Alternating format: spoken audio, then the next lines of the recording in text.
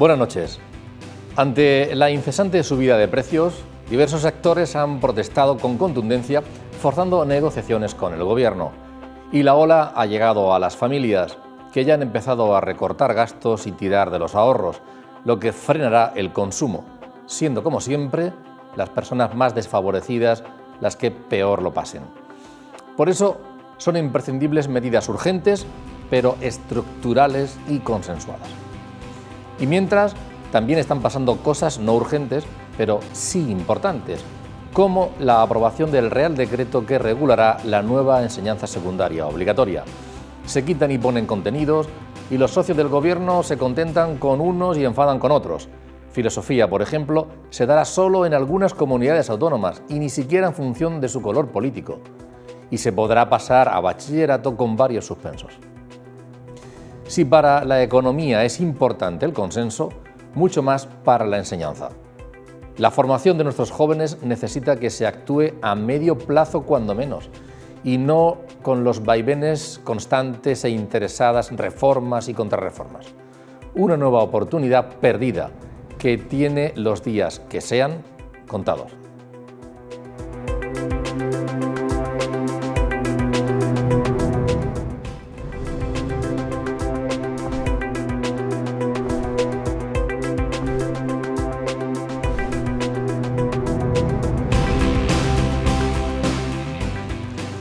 Bienvenidos, vamos a analizar esta y otras cuestiones. En el transcurso de este programa lo vamos a hacer con Javier Adán, periodista, compañero, buenas noches. Bienvenido, Javier, un placer. Gracias por estar aquí. Gracias. Víctor Meseguer, un placer contar contigo. Gracias. El placer es mío, bienvenido y bien hallado. Y Pablo Blesa, encantado de contar contigo. Buenas noches, un placer estar aquí con Javier y con Víctor para analizar temas de actualidad francamente duros, ¿no? Y difíciles. Empezando por ahí, Pablo, hace ya 5 semanas, ¿no?, que comenzó la guerra en Ucrania. Y porque, bueno, me gustaría contextualizar, vamos a hablar sobre todo de cuestiones socioeconómicas que se están produciendo fundamentalmente en España, pero han venido agravadas, no son exclusivas, pero han venido agravadas por la guerra de Ucrania. Pero vamos a empezar por ahí. Momento actual del conflicto bélico, un análisis tuyo, y después hablaremos, será la segunda pregunta, hasta qué punto tenéis confianza de que pueda haber una negociación realmente fructífera que pueda parar esa guerra. En este momento, ¿hay algo que te sorprenda, que te llame la atención de lo que está ocurriendo del momento actual? ¿Te lo esperabas hace un mes? Bueno, yo creo que lo único sorprendente es que la resistencia feroz de los ucranianos ha conseguido paralizar y hacer encallar la maquinaria militar rusa. Y esto es una sorpresa para todos, que tiene que ver ciertamente con las sanciones nunca vistas en la historia que Occidente y otros países afiliados al bloque Unión Europea, Estados Unidos, Japón, Corea, Australia, han aplicado a Rusia para intentar que no pueda financiar la guerra. Y eso ha abierto una ventana a la negociación. Sin embargo, lo que es importante es que ninguno de los dos bandos ha renunciado a sus objetivos políticos y fundamentalmente el agresor. El defensor lo que quiere es mantener su integridad territorial y parece que está aceptando dos premisas rusas: una, ser un país neutral, y dos, en consecuencia, no acceder a la OTAN, aunque sí poder hacerlo a la Unión Europea. Entonces, yo lo que creo es que ahora mismo hay una serie de bravatas encima de la mesa, por encima de los equipos negociadores. Me refiero a los equipos de negociadores ruso y ucraniano que se reúnen en Turquía, manifiestan una y otra vez que hay buen clima y que hay avances. Pero automáticamente, tanto primero el presidente Putin como luego el presidente Zelensky ajustan el discurso para, para tal vez no perder terreno en esa negociación. Eso ha llevado a que Putin pues, haya ordenado a que se preparen para entrar en el conflicto o más y nuevos, o 130.000 nuevos jóvenes rusos. Javier, ¿te sorprende que decíamos antes de empezar el programa que parece una guerra del siglo pasado en cuanto a la forma de iniciarse y también hasta la forma de ejecutarla a Rusia, con una crueldad que ya no tiene que ver con el ejército contrario o los lugares estratégicos, las instalaciones, incluso contra la población? No sé, ¿te sorprende algo en estos momentos? Por desgracia, no. ¿No? Otra cosa es que El contexto de guerra evidentemente siempre es el de la mentira, o sea, se anuncia que se va a parar la guerra, no es cierto, se anuncia que se van a abrir corredores humanitarios, no ha sido cierto, todo lo contrario. Sabemos que las guerras tradicionales, y seguramente que sean las guerras de siempre, lo que se intenta hacer, los que más mueren, la Segunda Guerra Mundial fue un ejemplo, la Primera lo mismo, los que más mueren siempre son los civiles, son las poblaciones, porque se intenta que mediante esa presión a los gobernantes pues se intente echarles para atrás, en este caso pues que se ceda a Ucrania al enemigo ruso y al invasor ruso. Bien, lo que es cierto es que el sufrimiento es de la población, eso en cuanto al contexto de guerra, pero esto se ha ampliado, o sea, se amplía en una guerra más moderna en la que estamos sufriendo, por ejemplo, aquí en España. Hoy mismo el ciberataque que ha tenido Iberdrola con el robo parece ser que tenía una debilidad en lo que es el guardar los datos de 1,5 millones de usuarios, pues esto forma parte seguramente que de la guerra. Es decir, no es lógico pensar que unos hackers de cualquier lugar de España pues estuviesen jugando con esto en este contexto. Es decir, nos han señalado a nosotros, han señalado a España y una de las principales compañías energéticas. Robo de 1,5 millones. Es decir, es transversal estas guerras, ¿no?, en las que primero hay que atacar a la población, se les ataca, se les masacra, lo estamos viendo, y luego pues al contexto de alrededor para ver esas debilidades. Yo creo que hay que parar la guerra, ¿sí? Porque retomando el discurso que hacía Javier, detrás de los números hay personas, ¿eh? Es decir, estamos hablando de niños muertos, ancianos muertos. Hoy se filtraba de un grupo de jóvenes contaminados con radiación. Yo quiero interpelar a la mesa y quiero interpelar a los que nos están viendo en televisión. ¿Qué pensarían si ese muerto que vemos en el telediario boca abajo en la calle es un familiar, es un amigo, es un hermano, es un padre o eres tú, Antonio?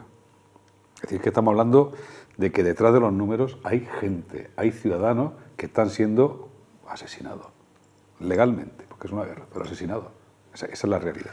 Luego, en cuanto al cómo se está desarrollando la guerra, yo no creo que sea una guerra del siglo XX. Yo creo que esta guerra tiene matices importantes. Primero, porque el territorio ya no cuenta tanto, cuenta pero no cuenta tanto. Para ganar la guerra hay que controlar los focos de poder, y los focos de poder están en las ciudades. Y Rusia ha tenido, las 2 primeras semanas tuvo dificultades tremendas para hacerse con las ciudades más importantes de Ucrania, y lo sigue teniendo. En segundo lugar, es una guerra donde la logística manda mucho. Mantener a 150.000 soldados. Ucrania es más grande que España, con una población, 44 millones de habitantes, parecida a la que tenemos aquí. No es fácil, la gente tiene que comer, tiene que dormir, tiene que asearse. Es decir, los seres humanos tienen necesidades básicas. 150.000 personas, muchos de ellos jóvenes, sin experiencia, sin formación militar, tirados de la mano de Dios en un territorio que no es el suyo. Y luego, yo creo que también uno de los factores que está ganando esta guerra es el poder de la comunicación. El presidente de Ucrania, el señor Zelensky, es un líder convencido que convence.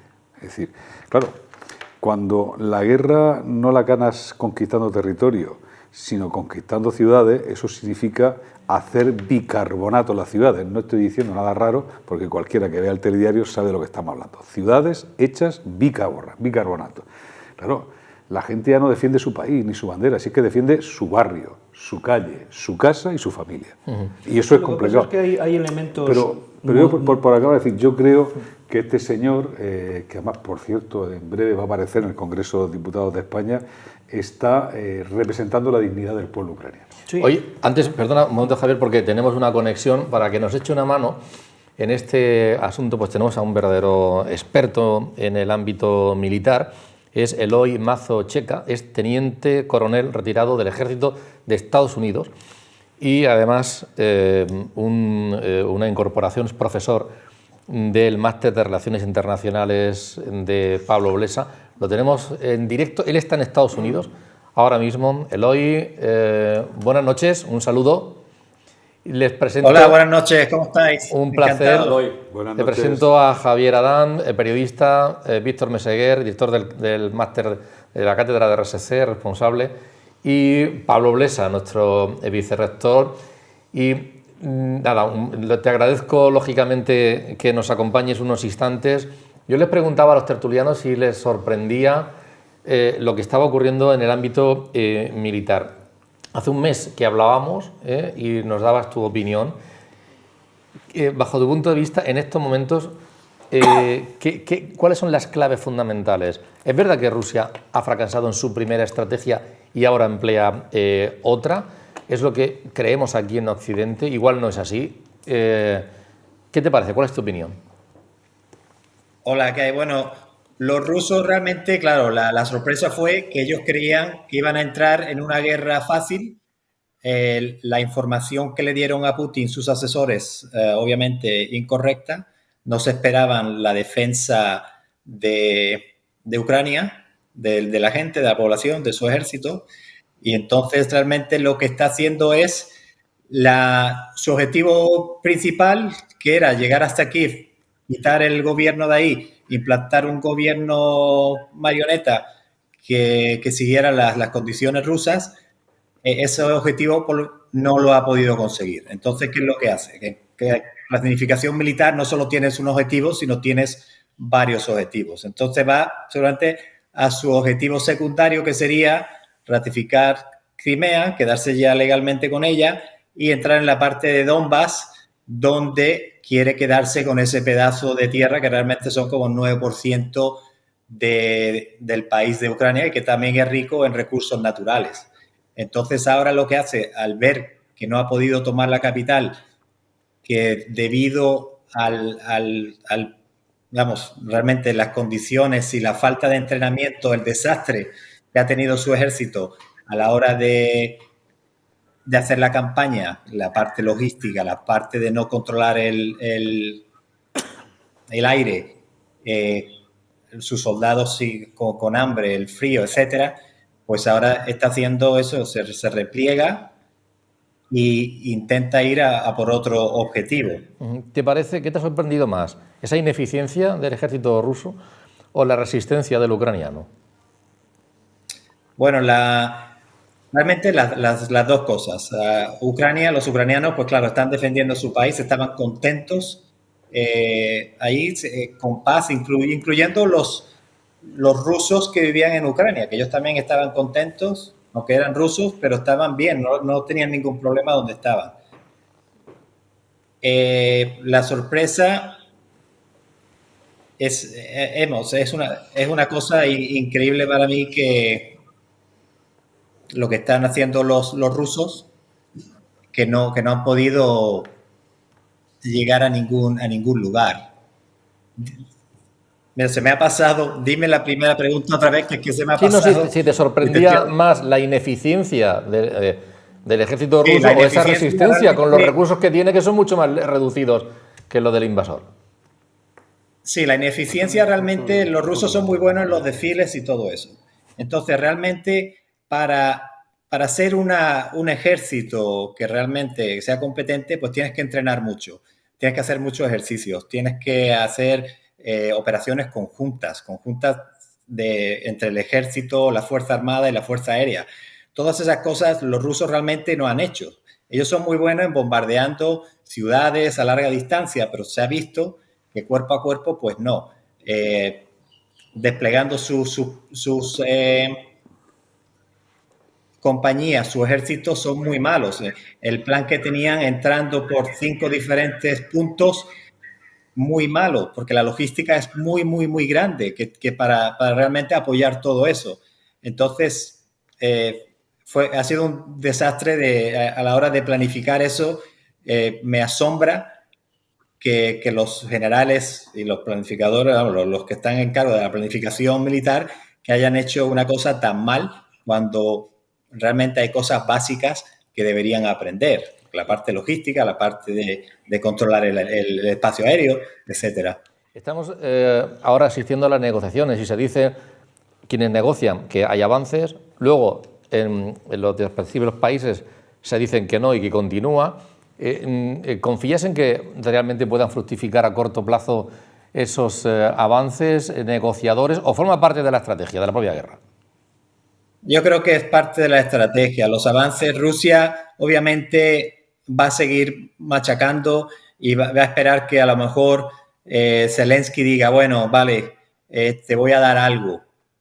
Y realmente, si a Rusia, yo creo que si a Rusia le dicen, bueno, te quedas con Crimea, te quedas con Donbass, él puede que pare ahí. Obviamente, Zelensky no quiere hacer eso, pero también el tiempo va marcando. ¿Cuánto tiempo puede esperar él?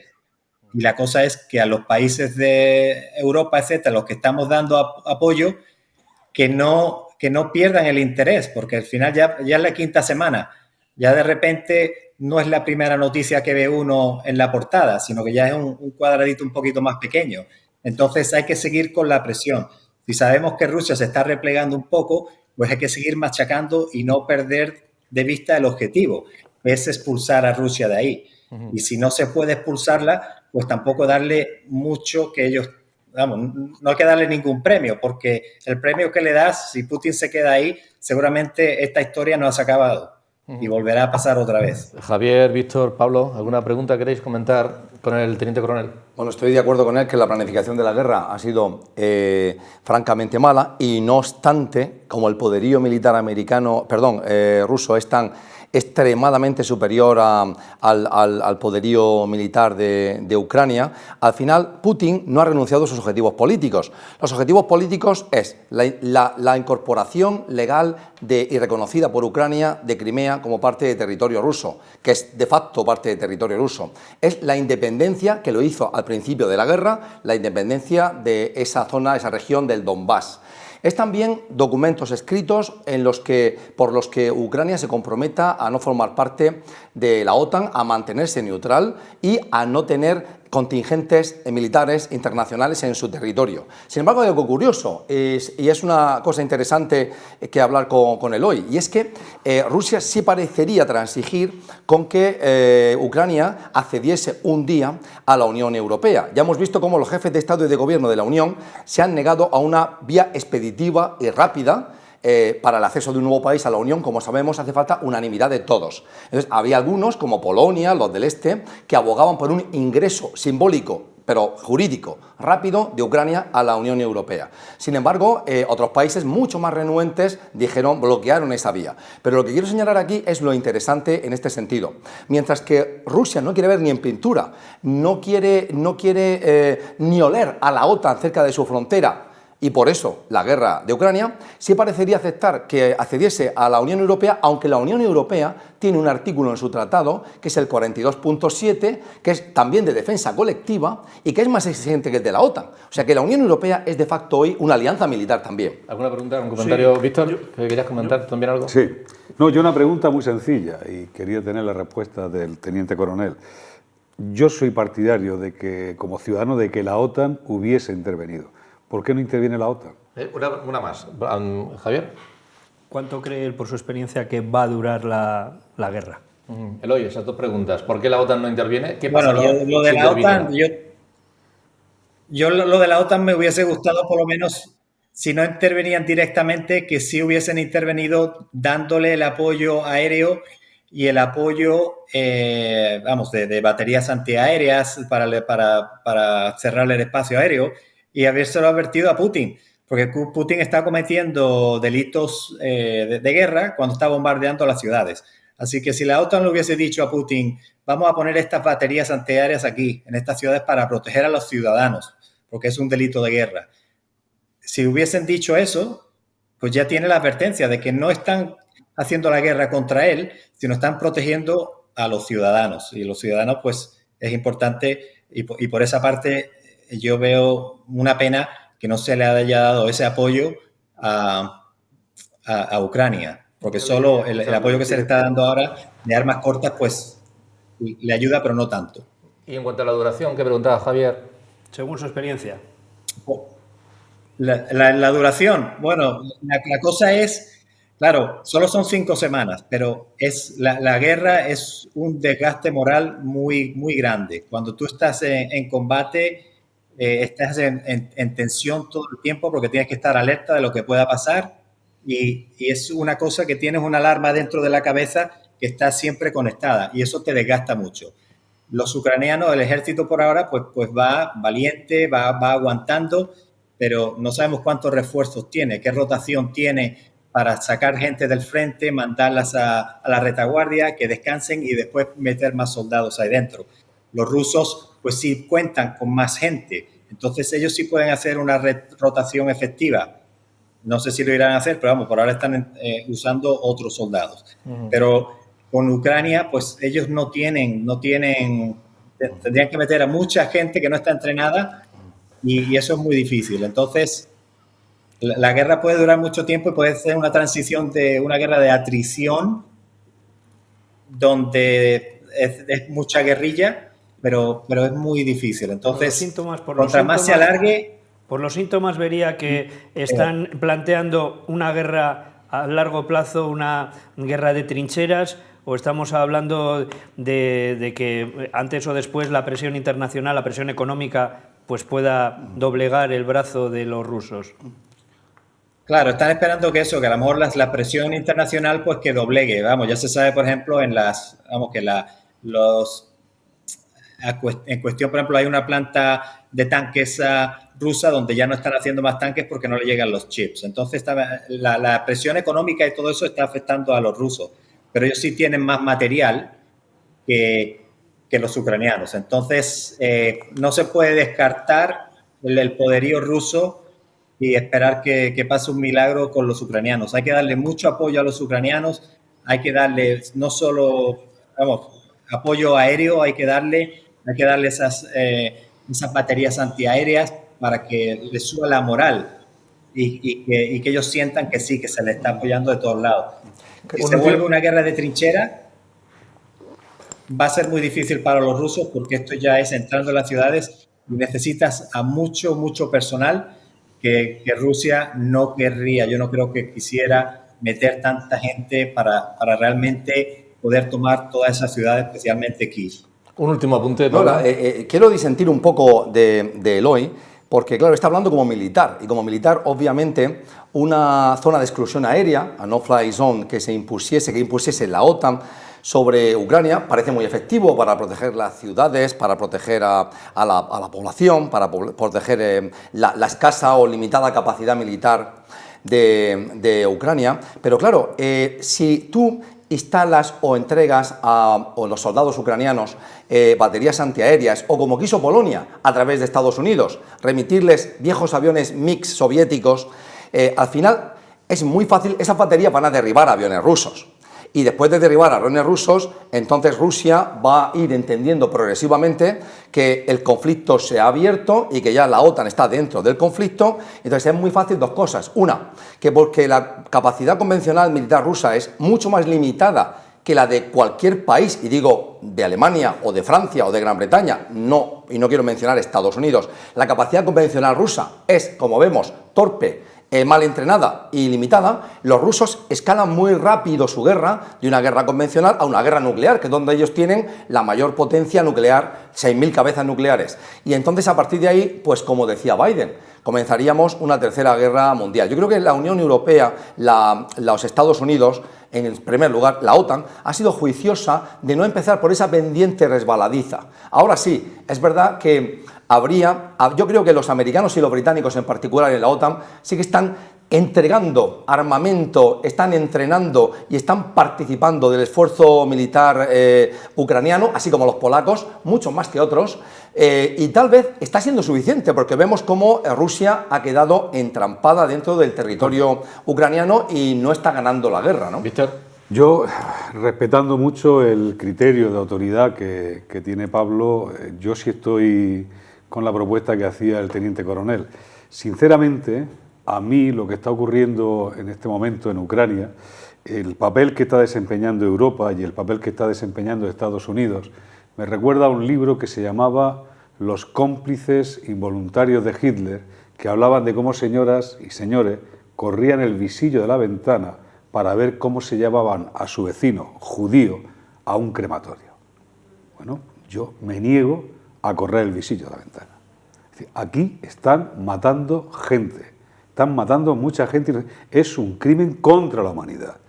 Ya celebramos un juicio en Nuremberg, ya hicimos un tratado de derecho penal internacional y dijimos qué cosas no se podían hacer en la guerra. Perdona, Pablo, yo no te he cortado cuando tú intervenías. Entonces, sí, por supuesto. Entonces creo que si estamos viviendo crímenes contra la humanidad, ¿Nos esperamos a juiciarlos con los muertos encima de la mesa?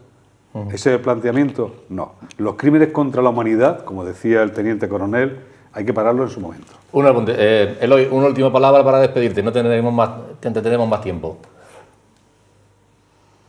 Bueno, no, es un conflicto complicado, pero realmente no se puede perder de vista lo que está pasando y hay que seguir, aunque se crea que Rusia está retirándose un poco, no hay que creérselo mucho y hay que seguir poniendo la presión, especialmente ahora que también los chinos son muy amiguetes de Rusia porque les conviene que Rusia sea débil para que ellos puedan comprar los recursos a buen precio de los rusos, pero hay que seguir con la presión y seguir apoyando a Ucrania y que no pase esto a la tercera o cuarta página del periódico, sino que se quede en primera línea, porque después la historia se repite y desafortunadamente los países, vamos, de la OTAN, los países buenos, las democracias buenas siempre tienden a olvidarse de la historia y a alegrarse con la primera victoria, pero que realmente la primera victoria deja muchas cosas por cerrar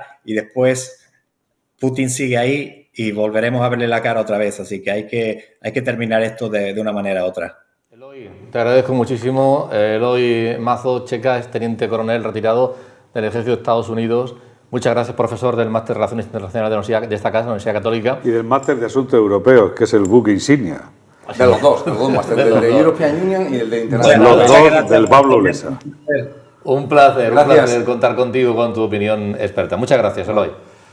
Vale, muchas gracias. Hasta luego. Bien, son puntos de vista, pero hemos escuchado la opinión de una persona experta, que es su profesión, de alto rango además. Me gustaría enlazar con otra cuestión. ¿Hasta qué punto querías decir algo, sí, Javier? Es que no quiero dejar nada al tintero. No, por cerrar un momento el aspecto de antes, es decir, esta guerra es muy diferente a las anteriores, no es una guerra del siglo XX. Entre otras cosas, desde el punto de vista informativo, ¿no?, que nosotros comentamos siempre, más allá de las mentiras, esas siempre han existido, pero el contexto que tenemos ahora mismo sí que es más avanzado. Y me refiero a lo siguiente: en esas guerras pasadas hacía falta que concluyesen, ahora también, pero hacía falta que concluyesen para analizar todas las perspectivas y decir qué es lo que pasó, ¿no? Ahora mismo tenemos los focos mediáticos en Kiev, qué es lo que está pasando allí, qué es lo que está pasando en las fronteras, qué es lo que está... Bien, también tenemos otra información, que es la novedosa con respecto a las anteriores guerras y que sí que te deja interpretar mejor todo aquello. Resulta que mientras estamos en guerra, Europa con Rusia, porque yo quisiera decir que es Europa, de hecho estamos dando apoyo a los ucranianos, a su vez le estamos comprando el gas ruso sin ningún problema, ¿no? Esto es indiscutible, no hay ninguna circunstancia. Y luego hay empresas sólidas europeas que sí que están metidas allí a tope y que han dicho que no van a dar ni un paso atrás. Entre otras, pues resulta que está la marca Uchan, que es al campo, la tenemos, es francesa, es de la misma familia y tienen Uchan, Quechua y Leroy Merlin. Por cierto, en Kiev les bombardearon uno de los recientes centros recién inaugurados y bueno, pues no pasa nada porque como su segundo mercado más importante del mundo resulta que es el ruso, pues ha dicho esta familia francesa que dice, oye, nosotros no tenemos nada. De hecho, más aún hay que apoyar a los rusos por otro lado. Es decir, esos contextos que nos hacen a los ciudadanos interpretar la guerra cuando antes todas esas circunstancias se producían a posteriori, pues yo creo que dan una perspectiva también muy diferente. Javier, una cuestión más. Tú como periodista ha insistido 2 veces, 3, el teniente coronel, que está viendo con preocupación que las noticias de la guerra se van a páginas posteriores, están pasando a páginas más atrasadas y eso puede hacer que la preocupación, la implicación, ya no de los responsables políticos, sino también de la sociedad occidental decaiga. Y eso es algo que ocurre realmente. La información es así, ¿no? Es decir, que ya siempre se ha dicho que las noticias de hoy envuelven el pescado de mañana o tapan cualquier cosa. Bueno, en esta guerra ha sido muy sorprendente la unión, sí, que conseguimos en un primer momento de toda Europa, estaba claro. O sea, frente a esa debilidad que habíamos manifestado en muchos aspectos, por ejemplo en la migración y demás, aquí ha sido todos a una, incluido Polonia, incluida Hungría, que en algunos aspectos estaban tensionando la cohesión Europea. En este momento no, pero sí que estamos viendo que en un solo mes todo esto se está diluyendo. Frente a la guerra de Ucrania, que nos está perjudicando muchísimo en términos económicos, a nuestros agricultores, a nuestros transportistas, pero resulta que si de repente hay una protesta en España de transportistas, pasa a primer plano y ocupando muchísimo más espacio que la guerra que la tenemos ahí y que está generando esas víctimas horribles. No, un pequeño detalle, es decir, yo siempre he tenido una profunda admiración por el trabajo que hacéis la gente vinculada al mundo de la comunicación y de la prensa, vosotros tres en concreto, Pablo, Javier y Antonio. Sé que habla otro medio, que no es el nuestro, pero cuando veo al corresponsal de Televisión Española transmitir desde la zona en conflicto se me saltan las lágrimas, es decir, mayor realismo imposible. Están cayendo las bombas detrás de él y el hombre sin perturbarse sigue informando. Pero no informa teniendo como fondo, Televisión como Española escenario, está haciendo en la esta guerra. Eso es espectacular. Una información, yo creo que excepcional. Es un nivel de periodismo es de quitarse el espectacular. sombrero porque además tiene a muchas personas allí desplazadas que están haciendo un trabajo muy correcto. Cuando digo muy correcto, no está siendo la guerra siempre es perversa, maldita y tiene un atractivo brutal a la vez, ¿no? Pero que no están haciendo información sensacionalista. Están dando esa información. Y quiero rendir homenaje a esos profesionales de Televisión Española. Tenemos una gran televisión pública, están ahí haciendo ese gran trabajo y frente a eso ves a otras televisiones colaterales que parece que, por decirlo así, al minuto resultado. Acaba de decir Javier Adán, ha enlazado con el tema del problema económico, con las portadas de los periódicos. ¿Hasta qué punto, Pablo, bajo tu punto de vista, la guerra es el origen de los problemas que hemos estado viviendo y seguimos viviendo a nivel socioeconómico en nuestro país exclusivamente o los agrava y que está ocupando por la actividad en gran medida de los políticos y de los medios de comunicación? Tenemos un dato muy claro. Por una parte, la inflación de 9,8 sobre la que se nos informó ayer plantea un escenario de estaflación para la economía española, es decir, de recesión y al mismo tiempo de inflación, verdaderamente perverso, que es disímil, que es diferente al de otras economías de nuestro entorno. Por ejemplo, yo vengo de tener una reunión hoy con unos universitarios franceses. Es que el precio del petróleo en Francia es como en España. Tradicionalmente la diferencia era de 6 céntimos o más. Era de 6 décimas o más. Entonces, ¿por qué Francia tiene un equilibrio energético que España no tiene? Tiene centrales nucleares que le sirven de colchón. Entonces, estamos en una tormenta perfecta donde se introducen diversos factores. Una, tras la pandemia, la recuperación de la economía mundial ha llevado a una situación en la que la demanda es muy superior a la capacidad de oferta. A esto se suma, entre otras cosas, por el lado de la oferta, que la política de cero COVID de China conlleva que periódicamente China cierre estados de su país del tamaño de España y puertos muy importantes. Entonces, no se da abasto con esa demanda tan alta. Esos ahorradores, ciudadanos europeos y americanos que no han gastado en la pandemia, tienen mucho dinero y no pueden ir al restaurante, han comprado productos. Y luego tenemos que junto a eso está el transporte de esos bienes, que las cadenas logísticas de la globalización se han enfermado. Todo eso ya estaba antes de la guerra. Y eso percutía en que ya los precios de la energía subían de manera exponencial. Pero se pensaba que había correctivos porque los países de la OPEP iban a bombear más petróleo, más gas y eventualmente se corregiría. Por eso el Banco Central Europeo era reacio a tomar medidas, es decir, a subir los tipos de interés.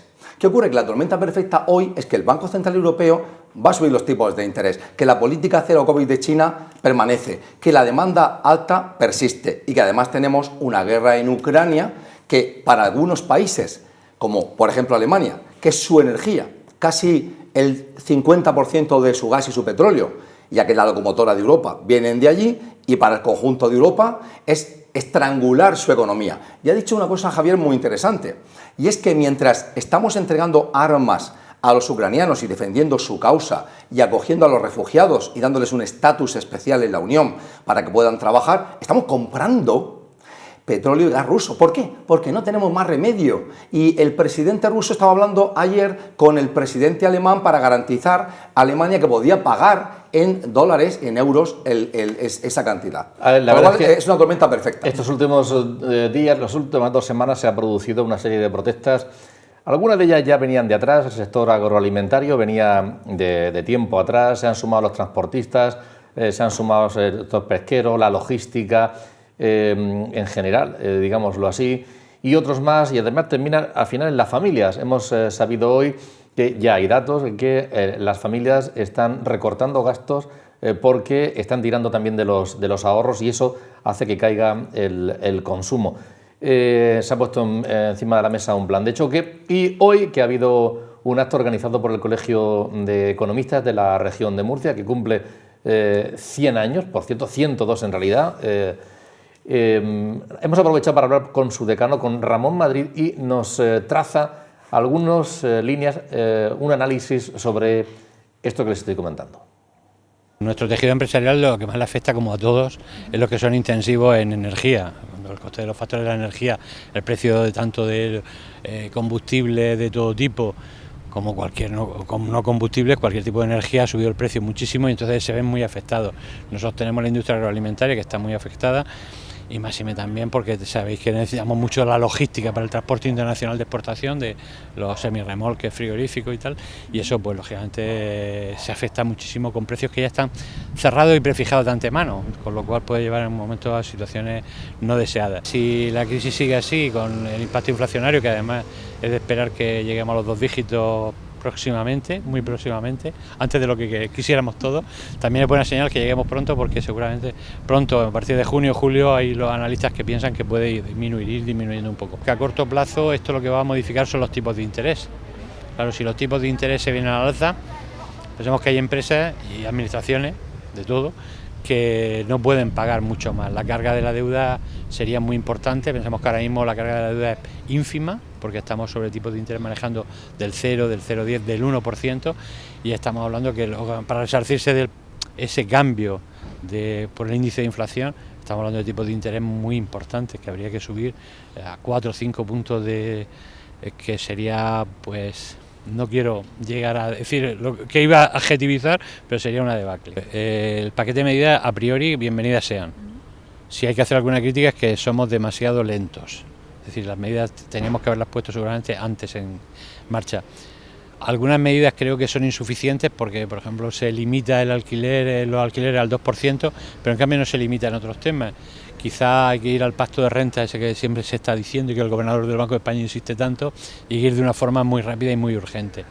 Las medidas como la bonificación en el combustible, pues sinceramente, es una opinión ya muy particular, no la entiendo, porque creo que es mucho más fácil bajar el impuesto de hidrocarburos de forma lineal en un momento determinado que ir a una bonificación que luego puede tener efectos impositivos, porque ya estamos todos muy acostumbrados a esas subvenciones, esas bonificaciones que luego hay que tributarlas, o que la forma de calcularlas o la forma de acceder a ellas lo hacen muy complicado con las herramientas que tiene el Estado, que es el que puede manejar sus impuestos, hacer una bajada transitoria. Todo es extraordinario. Sabemos que estamos en una situación extraordinaria y hay que poner medidas extraordinarias. Yo creo que no termino de entender muy bien la forma que han puesto en marcha esa bajada del combustible. Pero sin entrar en debate político, que no ni el momento ni me corresponde a mí entrar en ese debate, yo diría que lo mismo da bajar impuestos que minorar la recaudación por otro lado, o bonificar. Es decir, todo tiene sus medidas. En este tema, por ejemplo, hablamos del combustible, y hubiera sido más partidario de bajar impuestos, pero directamente al impuesto, no tener que ir a recurrir al consumidor, a cómo se bonifica, a cómo se deja de bonificar. Yo creo que al final estamos en una situación extraordinaria, como decía anteriormente, y lo que hay que hacer son medidas excepcionales. Medidas excepcionales que si hay que rebajar impuestos en vez de bonificar otras actividades, pues igual habrá que bajar impuestos. Pensemos que el miedo que tenemos a no recaudar, igual no se recauda bonificando que bajando impuestos, y a lo mejor bajar impuestos es mucho más sencillo que el tener que tributar luego, o explicar, o crear herramientas para controlar esas cosas. Entonces, las bajadas, si son generalizados, que es otro problema, a quién le bajamos los impuestos, a los sectores que están más perjudicados. Al final pensemos que la inflación, desgraciadamente, a todos los consumidores, a todos nos va a afectar. Ramón Madrid, decano del Colegio de Economistas, y también los tertulianos han hecho alusión en varias ocasiones a la energía, a los precios de la energía, y especialmente pues, al consumidor último, al directo. Nos hemos ido allí a la Asociación de Gasolineras de la región de Murcia, y su presidente, que es José Baños, nos da su impresión de esa bonificación que se va a producir, qué le parece que va a ocurrir y qué puede suceder en los próximos días. Nos encontramos que todavía no tenemos la página web el formulario de la página web para solicitar los anticipos de los 20 céntimos de descuento que vamos a aplicar a nuestros clientes. Eso es una incertidumbre tremenda. Ya no es solamente esa incertidumbre que no está el formulario, sino no sabemos cómo aplicarlo, ¿no? Solicitar esa devolución, porque no es muy claro en el BOE. Pero ya no es solamente esa cuestión, sino que no sabemos cuándo nos van a devolver, cuándo nos van a aplicar ese dinero, que nos van a anticipar, que luego se regularizará. Y tenemos 15 días para hacerlo, que esos 15 días nosotros tenemos que anticipar esos 20 céntimos a nuestros clientes. Una estación de servicio media, con unas ventas medias, supone 1.000 euros diarios que tiene que anticipar de su bolsillo para poder sufragar esa medida que ha tomado el gobierno por su cuenta, porque realmente no ha escuchado a nadie, ni ha escuchado a sus técnicos, ni ha escuchado a la delegación de Hacienda, ni ha escuchado a nadie. Lo han tomado por sus medidas, por su cuenta. Y va a abocar a que muchas estaciones de servicio no van a poder sufragar esa bonificación que se le va a hacer al cliente, y ese va a ser un problema. Javier. Quería dar un dato previamente, es económico. Todo lo de las guerras siempre sabemos que hay grandes beneficiarios, ¿no? Igual España tampoco está lejos de esto. Noticia de La Vanguardia, no es de hoy, sino de hace unos meses. España es el 7º exportador de armas del mundo. Es decir, eso hay que tenerlo en cuenta. Nos hemos consolidado en esa posición en los últimos 11 años, o sea, cada vez estamos vendiendo más armas. Bien. La situación derivada de esto, es decir, aquí habrá algunas empresas que les vaya muy bien, y luego pues el ciudadano normal, que es lo que estamos hablando, y el empresario normal, que es el que representa a este hombre. El escenario es que el 70% de las gasolineras están en manos de ciudadanos, así que de repente el gobierno lo que les dice es: mire, vamos a tomar una medida de apoyo a nosotros los ciudadanos, y lo van a tomar ustedes, porque ustedes van a tener que adelantar esos 1.000 euros, que dices, oye, 1.000 euros de una estación de servicio normal y corriente, el que tiene una, porque hay muchas familias que tienen, y digo familias porque son familias, son empresas familiares. Resulta que dices, oye, eso sale de tu bolsillo. Se había hecho esta mañana un cálculo que en el entorno de estos 3 meses, que es lo que va a durar la medida, estas empresas, estas familias, lo que van a tener que adelantar es en el entorno de los 100.000 euros. 100.000 euros, ¿eh? O sea, 100.000 euros de cada negocio de estos. Adelantar 100.000 euros sin saber cuándo va a venir el retorno, entonces dices, es una medida, claro que había que hacer algo, lo decía muy bien Ramón, ¿no? Es decir, hay que tomar medidas excepcionales en momentos tan críticos como este, pero hay que consultar al sector, hay que ver realmente, no hay que lanzar las cosas sin más. Eso es lo que yo he hecho en falta. Lo demás, pues es un poco el miedo que tenemos todos a decir hasta dónde puede llegar esto. El incremento de los precios, si la guerra no sabemos exactamente hasta dónde va a llegar, pues esto se puede llegar a ese punto de estaflación en el que dices que lo que estamos hablando en realidad es que economías pequeñas, por ejemplo, yo creo que con los ejemplos siempre se entiende mejor, ¿cuántas viudas hay en este país que cobran entre los 600 y los 800 euros? Muchas, estamos hablando de miles de personas, de miles de ciudadanos en los que dices, oye, una subida de ese entorno de los casi 10 euros, 10% que hemos tenido ahora, en sobre 600 euros, pues es un pellizco muy importante en su economía familiar, que puede poner en riesgo desde evidentemente comprar alimentos frescos a que te corten la luz o el agua. Entonces, Víctor. Yo, sinceramente, me podría despachar diciendo que esto es un tema de la guerra, pero no me lo creo ni yo. Es decir, en primer lugar, creo que tenemos fallos de mercado que son previos a esta invasión por parte de Rusia de Ucrania. Son fallos en el mercado que se producían básicamente por desequilibrio entre la oferta y la demanda, vinculados al shock, al parón de la pandemia. En segundo lugar, sí que es verdad que hay un retraso injustificado del Gobierno en tomar medidas. Y en tercer lugar, ahora sí, yo incorporo la incertidumbre que supone la guerra, ¿vale? La incertidumbre porque además lo más miedoso que hay en el mundo es el dinero. No hay nadie que tenga más miedo que el dinero. Desgraciadamente, a mí lo que más me preocupa es que el Gobierno parece que juega en una liga diferente a la que jugamos el resto de los españoles, o de la liga del resto de los españoles con los problemas reales de este país. Y yo veo cierta bisoñez en el Gobierno. Por ejemplo, me parece un acto de bisoñez tremenda que la ministra Raquel Sánchez, se llama, dijera que los huelguistas del transporte eran ultraderechistas o dirigidos por organizaciones de ultraderecha. Hombre, gente que vive de una furgoneta o de un camión,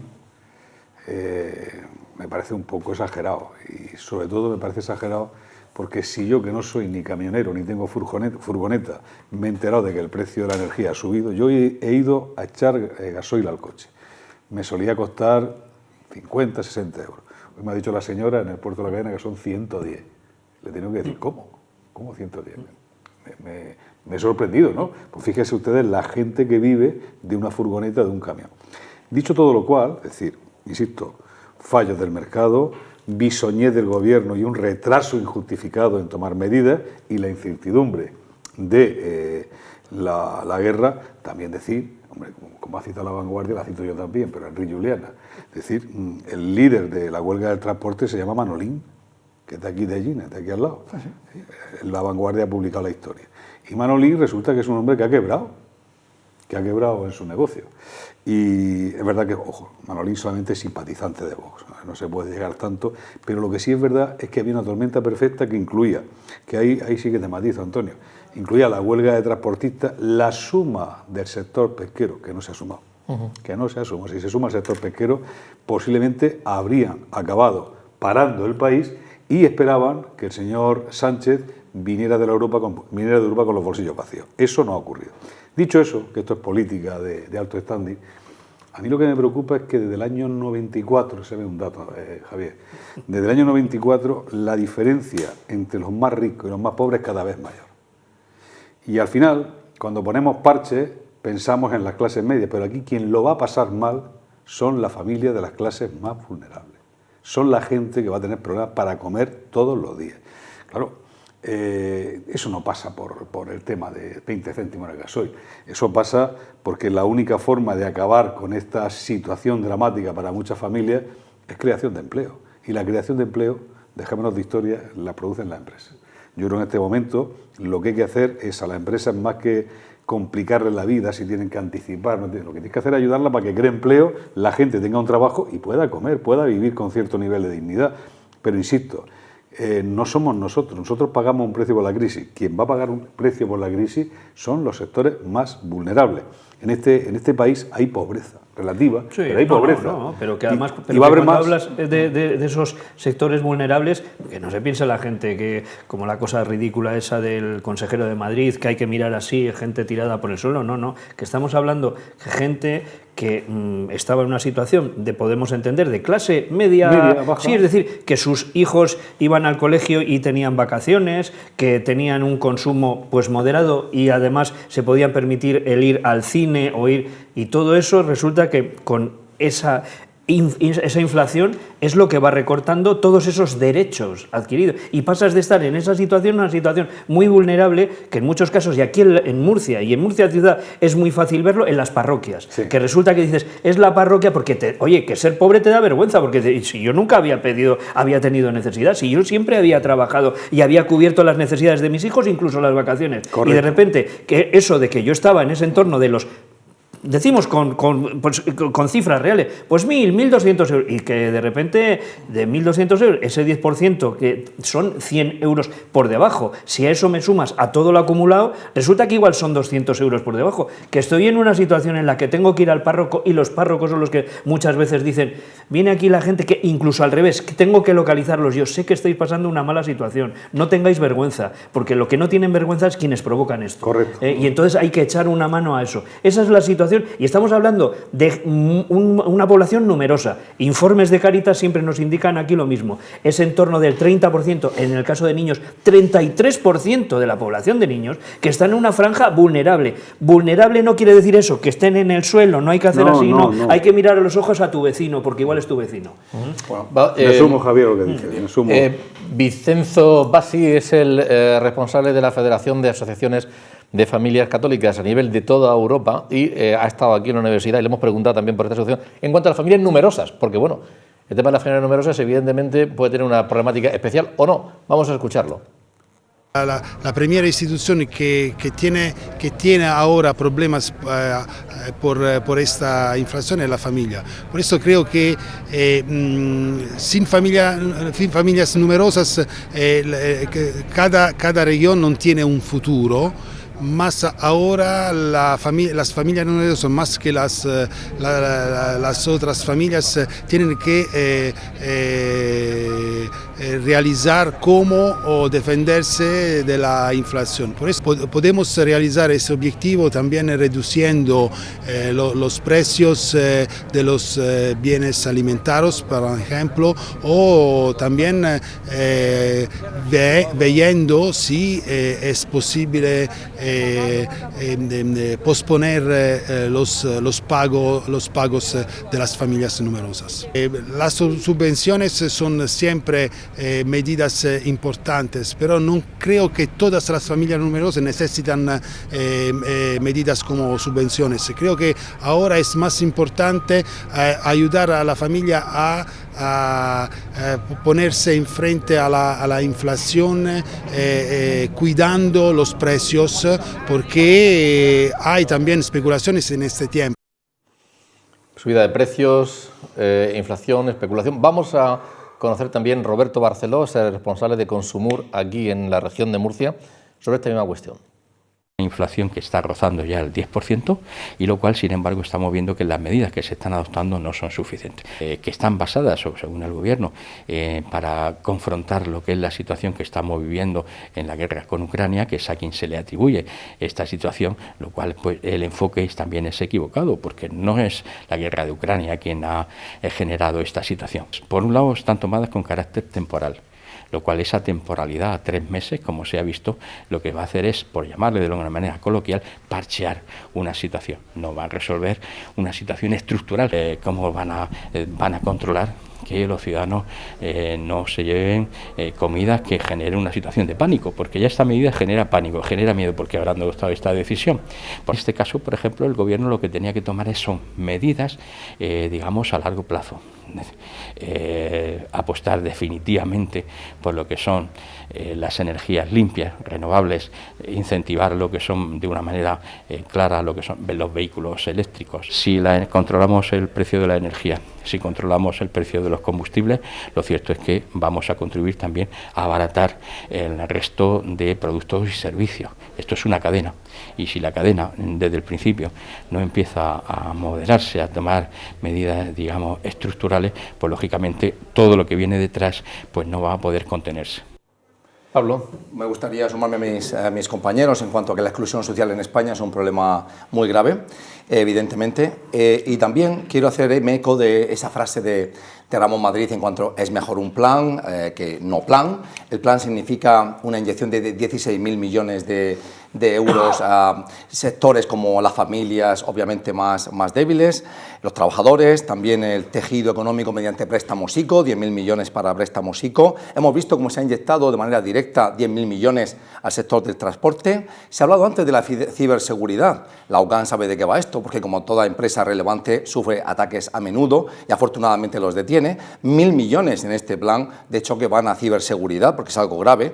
Y luego, obviamente, está la energía. Y este es el problema. El problema está en que, como hemos dicho, de este altísimo IPC, de este altísimo precio de inflación, el 75% está relacionado con la energía y los productos frescos, pero sobre todo la energía. En ese sentido, la guerra de Ucrania lo que hace es actúa como revulsivo sobre lo que ya decíamos, que una demanda muy alta, una vuelta tras la pandemia a un consumo alto, ha llevado a una subida de precios energéticos grandes, y la guerra de Ucrania ha potenciado esa tendencia. La pregunta es, ¿puede un gobierno, el de España, en un país que depende de recursos exteriores para cubrir sus necesidades energéticas, porque aún nuestra energía eólica y solar no es suficiente, puede realmente doblar la curva, es decir, afectar a esos precios? Y aquí el problema está en que este plan de choque tiene 3 meses, en que la energía va a seguir siendo cara, y en que es cierto, y está el lado positivo, que habrá que ver, Javier, si el gobierno lo aplica bien. Y me refiero, cierto, el gobierno consiguió un gran éxito cuando con Portugal, en el Consejo Europeo, adquirió el derecho a eso que se llama la excepción ibérica.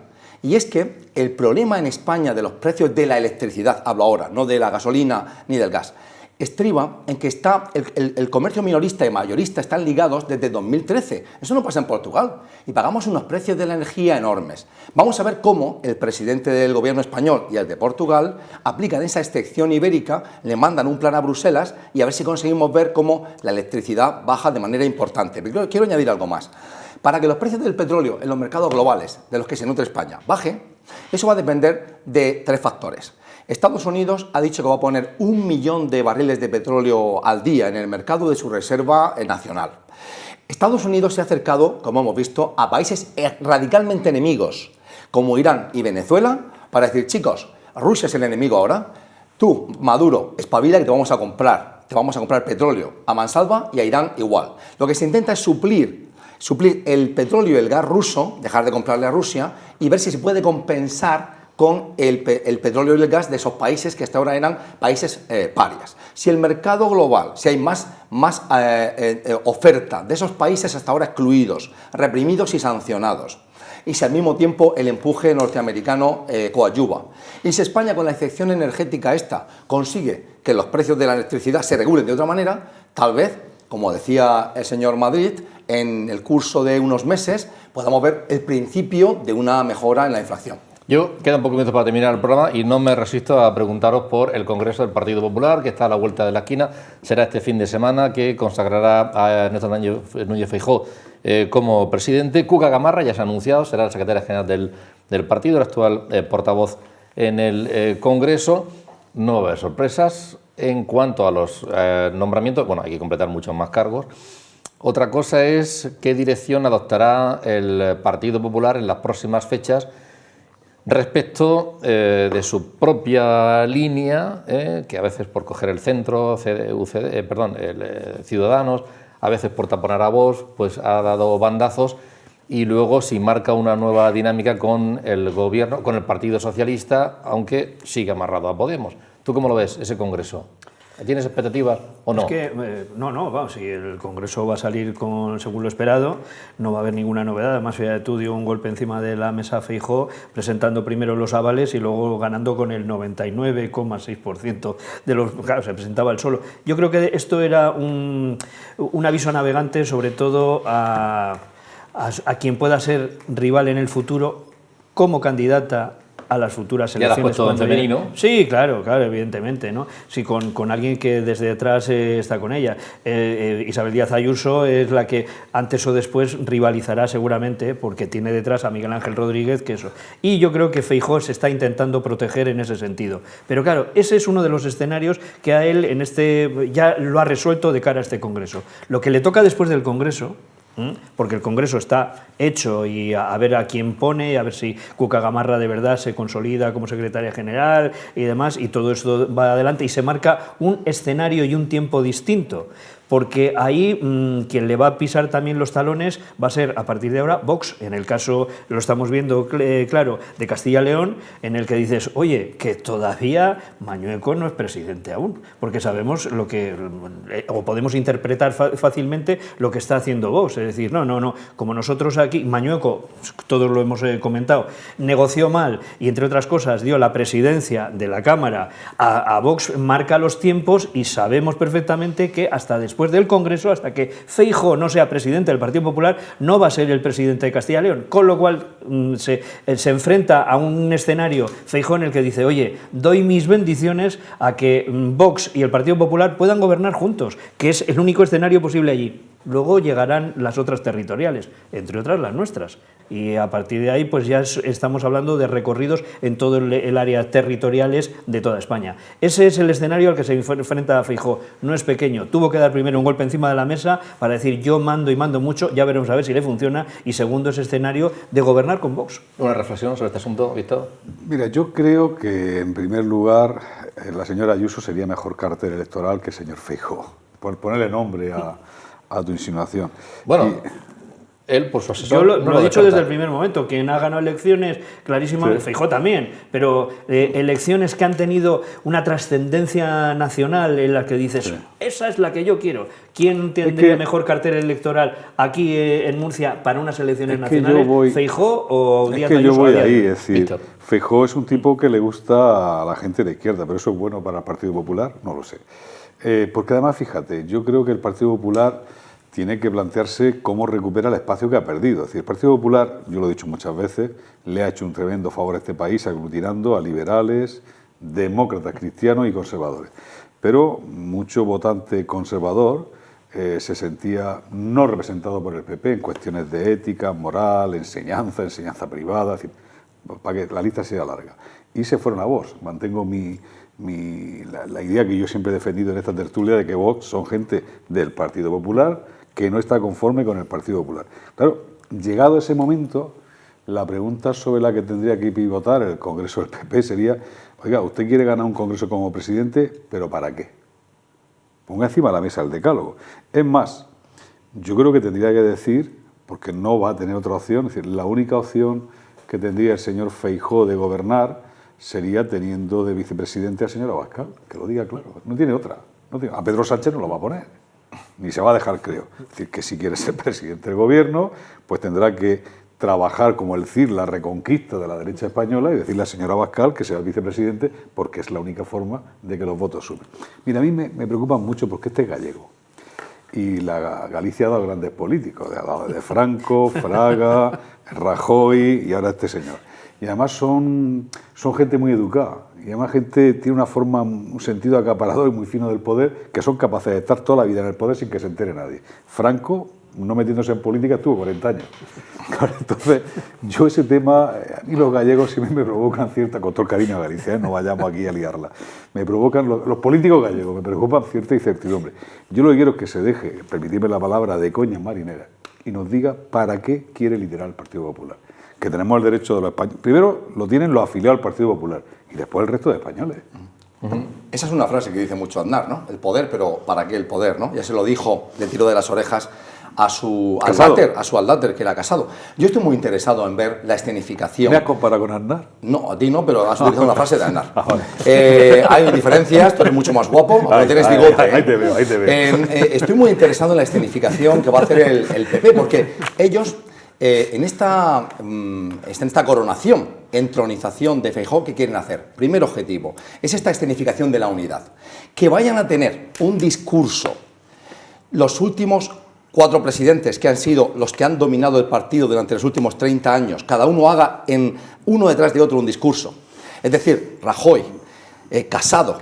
Y luego, que la intervención de Aznar sirva para 2 cosas. Uno, para que en ese ejercicio de presentar la unidad se sacrifique y se defenestre a uno de los protagonistas, a Casado. O sea, este congreso es para matar al padre hasta ahora, que no llegó a ser padre.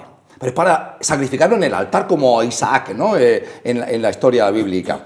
Luego hay otro elemento muy importante que Feijóo lo repite, y lo dice también Pons.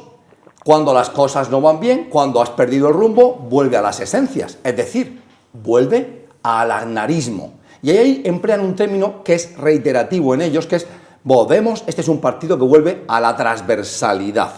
Y para Feijóo, en su lenguaje, este partido vuelve al centro, con claridad. Y para ellos el centro es también el europeísmo, que los distingue mucho de Vox. Así que tenemos un congreso que va a servir para matar definitivamente, linchar en público, sacrificarlo a Casado, que va a participar de motu propio, para la entronización del nuevo líder, para mirar a las esencias aznaristas y refundar, que fue el refundador en el 90, una especie de refundación con Aznar como figura en el recuerdo, el presidente vitalicio, y luego para centrar al partido y llevarlo al centro del espectro político, que es lo que va con Feijóo, en la tecnocracia, la eficacia y también al europeísmo. Ahora, ¿qué me toca decir en relación a Víctor? Me gusta mucho más Ayuso. Y es que a Feijóo, lo que pasa es que para mí es imposible imaginar que el PP tenga otro candidato que Feijóo, porque ha ganado 4 elecciones. Pero es un candidato que, por ejemplo, ya lo decías tú, frente al casticismo y la magia que tiene y el populismo que tiene Díaz Ayuso, este hombre,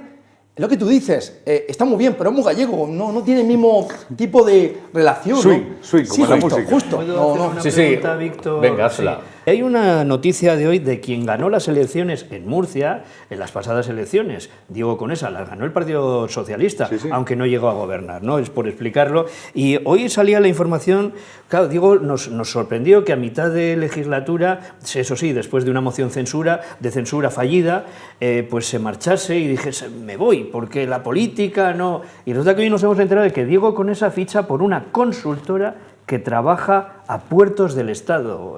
Ahí hay dinero. En los puertos del Estado todos sabemos... ¿Esto es casualidad o será que han detectado su brillantez? Son puertas giratorias que se utilizan. La verdad es que Puerto del Estado no va a incorporar mucho capital. Yo no soy objetivo, nunca he sido partidario de Diego Conesa, eso es público y lo sabe todo el mundo. Creo que es un hombre que le faltaba cintura y le faltaba riñones. Pero, dicho lo cual, un ejemplo más de cómo la política en todos los partidos políticos acaba con las puertas giratorias y la recolocación. Fíjate, yo tuve esa opción, Javier. Sí. Yo tuve opción de puertas giratorias. Y le dije que bueno, no digo lo que le dije porque estamos en un momento de audiencia infantil. Bueno, pues ese sigue siendo una asignatura pendiente de este país. Bueno, terminamos aquí. Iba a hacer una pregunta, pero no abro ese melón. Iba a decir quién gana más en este Congreso del Partido Popular, si Fernando López Mira o Patricia. Pero no la voy a hacer porque no puedo alargar más este programa. Lo dejaremos para otra ocasión. Javier, muchas gracias por venir esta noche y compartir un rato con nosotros tu análisis. A vosotros. Siempre te agradezco. Víctor, exactamente igual. Y Pablo, un gusto, encantado. Nos veremos el próximo jueves, mediante. Buenas noches.